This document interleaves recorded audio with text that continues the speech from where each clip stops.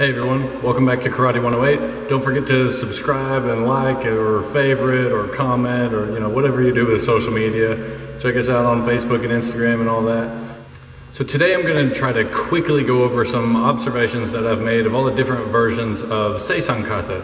And just for the sake of simplicity, I'm going to use the terms shuri and tomari to refer to those two versions of Seisan. But for the Naha versions of Seisan, I'm actually going to clarify between Goju and the Wechi. So the first observation is that every version of Seisan starts off with 3 strikes forward. Now the Shuri and Wechi Sanchin start with the left foot forward, but the Goju Sanchin starts with the right foot forward. But either way, they all start with 3 strikes of some kind. The next sequence, depending on the version, will either be some kind of knee lift and then an upwards hand motion, or an upwards hand motion followed by knee lifts afterward. And what's interesting with these sequences is that the shuri versions, the Shorin Ryu, have 1 single knee lift and then 1 single upwards hand motion. Whereas the Goju and Wechi Ryu versions have 3 upwards hand motions, and Goju also has 3 knee lifts, depending on the version that you do. It's a heel lift, but 3 of that type of motion. And then of course they all have some kind of transitionary movement to turn towards the back for the next sequence, and they all have at least 1 hand downwards. Most of them have the other hand up in some fashion, but a couple versions of it do have both hands downwards. Either way, it's all the same movement. The next sequence is one that, again, all versions agree on, and that's having 3 steps towards the back, where you have some kind of lifting movement and then a grab of some kind. Wechi Ryu moves more like this. Goju Ryu does more of a scoop and pull. Some versions of Shorin Ryu do more of an opening and pull from there. So it will depend on the version, but they're all the same sequence. So the next sequence is where all versions except for Wechi Ryu have some kind of block followed by 3 punches. And what I think is interesting is the pattern that develops here through the different versions of Seisan, where you have Goju that does a rasen uke, a spiral block, and that has 3 circles in. And the other schools of Shuri and Tomari only have the single block, and they all do multiple punches. And in Shorin Ryu, in the Shuri branches, there's a kick in between there, but still 3 punches. And after Goju has done the 3 blocks, Shorin Ryu and Tomari versions have done the 3 punches. The Shorin Ryu, or Shuri-based versions of this, actually do that entire sequence 3 times.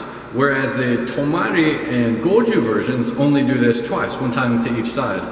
Of course, with the Goju version in particular, it's done in a different stance, so it's slightly different, but it's the same idea where you have a block and then a few punches. So the next sequence that the Shuri and Tomari versions look fairly similar on is the sequence with some kind of strike, pull back with a block, step in with a kick, and then down, punch, and a block of some kind. That's a general idea of the sequence. And the Shorin version of this does that sequence 3 times, although the third one is a variation of it, where they do this sequence forward, turn, do it towards the back, and then move to finish the kata with a very similar sequence, almost the same, towards the front again, so 3 times. Where the Tomari version only does this once, toward the back, which is interesting to me because the Goju version also has a sequence somewhat similar to that, only done once towards the back, where the hand is up, like the block from the others, and then moves down and then punches.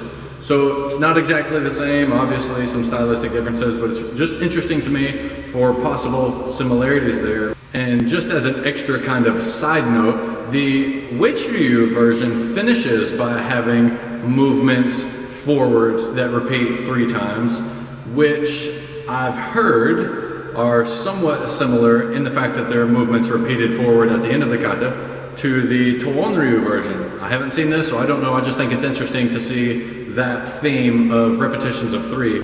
So, conspiracy theory number 1. with all of these different sequences of movements through the kata that repeat 3 times, it could be possible that the term Seisan, meaning 10-3, so the number 13, might refer to 10 things that are repeated 3 times. We have 3 opening strikes. Depending on which version you look at, there are 3 upper hand movements.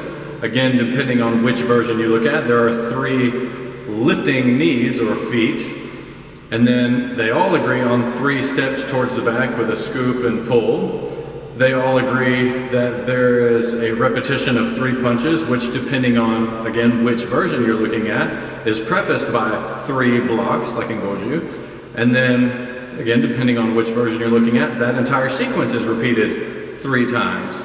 Then you have the sequence that moves forward and back, again, depending on which version you're looking at, which is repeated 3 times.